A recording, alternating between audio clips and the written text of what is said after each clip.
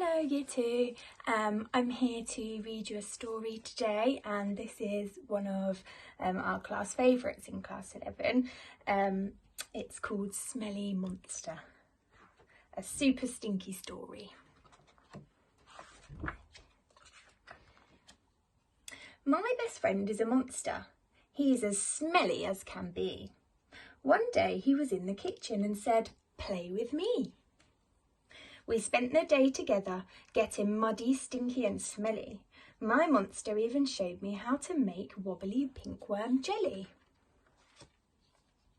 My monster likes to look his very best wherever he goes, so he bathes in slimy swamps and trims the green claws on his toes. He smooths his hair with fish oil and cleans his teeth with mouldy goo. He rubs old cheese under his arms, and that smells stinky too. Once my monster took a hot air balloon trip. Up and up it soared, but it wasn't very long before my monster got very, very bored. He picked a bogey from his nose, loaded his catapult and pulled back. The bogey flew through the sky and hit the poor birds with a thwack. Sometimes he gets greasy spots. They're squishy and they're green. When he's got a big one, you'll know exactly where he's been. He loves to squeeze and squash them, then squish them till they spurt. He just can't wait to see how far that gross green pus will squirt. Ugh. My monster loves to play pretend. We do it all the time.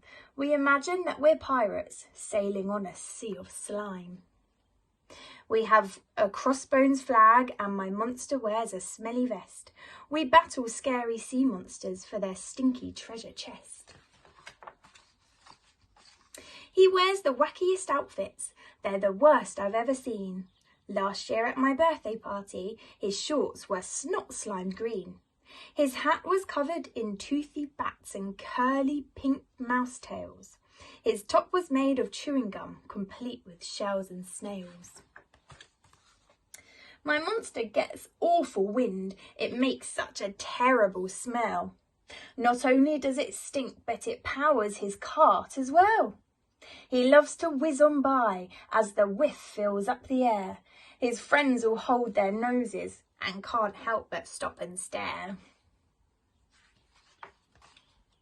Whenever we go on holiday, my monster never behaves. Last year we even got lost together in some dark and grimy caves.